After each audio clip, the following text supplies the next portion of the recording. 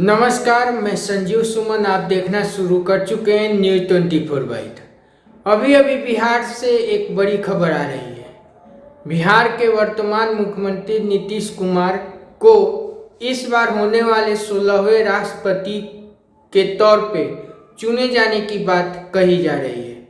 जी हाँ, मुख्यमंत्री बिहार के नीतीश कुमार को इस बार राष्ट्रपति उम्मीदवार के तौर पे घोषित करने की बात, यानी कि आप इसे सुगबुगाहट कर लीजिए, ऐसी शगुफे भी फोड़े जा रहे हैं और सुगबुगाहट भी मान लीजिए। कहने का मतलब यह है कि यह बात निकली कहाँ से है। बता दें आपको कि चुनावी रणनीतिकार प्रशांत किशोर और तमिलनाडु के मुख्यमंत्री के चंद्रशेखर राव के द्वारा यह बात कही जा रही है, जिसमें खुलकर के चंद्रशेखर राव, जो अभी तेलंगाना के मुख्यमंत्री हैं, उन्होंने यह बात कही है कि विपक्ष के साझा उम्मीदवार राष्ट्रपति चुनाव के लिए नीतीश कुमार हो सकते हैं। आखिर यह शगुफा क्यों फोड़ा गया है? आपकी जानकारी के लिए बता दें कि आजकल के चंद्रशेखर राव का केंद्र सरकार, जो मोदी सरकार है, उसके साथ अच्छे संबंध नहीं है।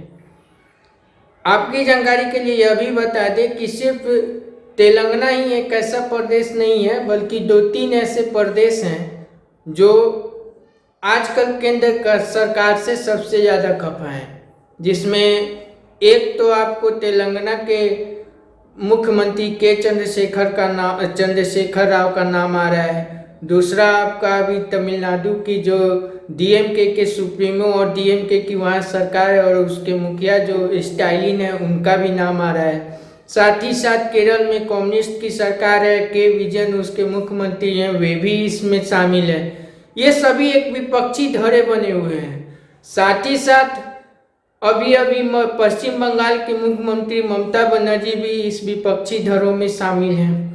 साथ ही साथ देखा जाए तो अपरोक्ष रूप से आम आदमी पार्टी के अरविंद केजरीवाल भी विपक्षी खेमों में शामिल है। ये सब एक कुंडली है, यानी कि जितने भी लोग हैं, इस सभी कुंडली एक जगह पे अभी दिखाई दे रहे हैं, जो केंद्र सरकार, खासकर भाजपा नीति सरकार और कांग्रेस दोनों से अलग अपनी एक अलग राह बनाने की कोशिश कर रहे हैं। और इसी में उन लोगों ने आज एक शगुफा फोड़ा कि बिहार के मुख्यमंत्री नीतीश कुमार राष्ट्रपति चुनाव के लिए सिफारिश की जा सकती है। लेकिन क्या ये संभव है? मुझे ऐसा नहीं लगता है कि यह संभव है। इसके बहुत सारे कारण हैं। पहली बात कि बिहार के मुख्यमंत्री नीतीश कुमार अभी बिहार में एनडीए के साथ गठबंधन में यहाँ की सरकार के मुखिया बने बैठे हैं। एनडीए यानी कि भाजपा और जदयू का यहाँ गठबंधन है, और विपक्ष जो अभी सभी जो ये कुंडली बना के बैठे हुए हैं, ये सभी बीजेपी के घोर विरोधी माने जाते हैं। तो क्या नीतीश कुमार इसमें शामिल हो पाएंगे?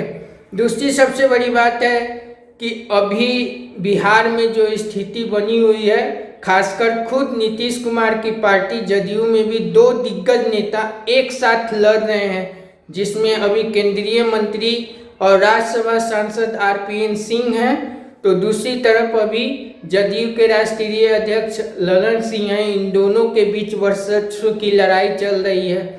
इन सब के बीच में यह संभव कैसे है? और ऊपर से एनडीए यानी कि जो अभी केंद्र की सरकार है, वो मजबूत स्थिति में है, और राष्ट्रपति चुनाव के लिए मुझे नहीं लगता है कि इन्हें किसी और पार्टी की या किसी और गठबंधन की आवश्यकता हो।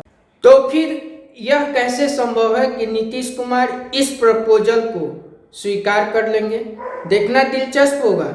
लेकिन साथ ही साथ एक बात और है, अगर नीतीश कुमार इस प्रपोजल को स्वीकार करके एनडीए मतलब यूपीए या फिर आप तीसरे मोर्चे या फिर विपक्षी एकता के तौर पे राष्ट्रपति के लिए नॉमिनेट हो भी जाते हैं, तो वे क्या जीत पाएंगे? बहुत ही मुश्किल है।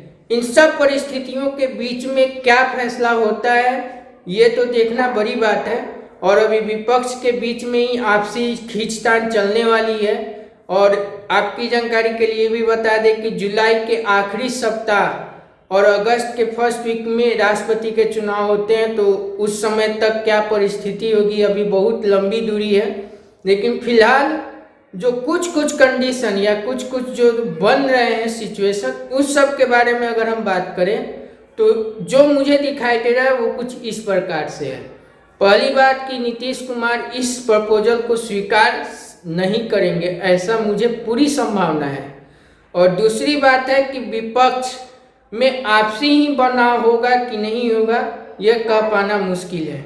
और तीसरी सबसे इम्पोर्टेंट बात कि 5 राज्यों में जो अभी चुनाव चल रहे हैं, जिसके परिणाम 10 मार्च को आने वाले हैं, उस चुनाव परिणाम के आने के बाद इन 5 राज्यों में कैसी परिस्थिति बनती है, यह भी देखना दिलचस्प होगा।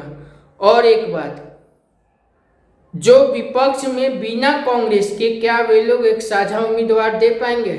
इन सब परिस्थितियों के बीच में यह देखना दिलचस्प होगा कि नीतीश कुमार और उनकी पार्टी का इस पर क्या रुख होता है, और क्या चुनावी रणनीतिकार प्रशांत किशोर की बातों में नीतीश कुमार आएंगे?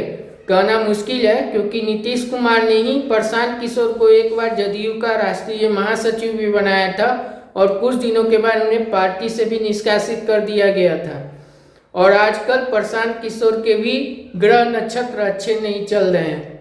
इन सब परिस्थितियों के बीच क्या इस पर परिणाम आते हैं, यह भी देखना दिलचस्प होगा। और नीतीश कुमार अपने तरफ से इस पर क्या रुख अख्तियार करते हैं, वे अभी चुप्पी साधे रहते हैं या कुछ जवाब देते हैं, यह भी देखना दिलचस्प होगा। इन सब परिस्थितियों पर हमारी नज़र बनी हुई है, और जैसे ही इसको लेकर कोई बड़ी बातें खबर हमारे पास आएगी तो हम आपको अपने अगले वीडियो में बताएंगे। अगर आपको हमारा ये कंटेंट पसंद आया हो तो इसे आप लाइक कीजिए, कमेंट कीजिए और हमारे चैनल न्यूज़ 24 बाइट को जरूर सब्सक्राइब कर ले।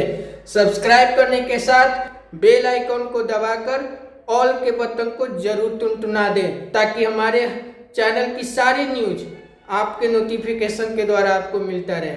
और देखते रहिए न्यूज़ 24 बाइट, और मुझे यानी कि संजीव सुमन को आज्ञा दीजिए। नमस्कार।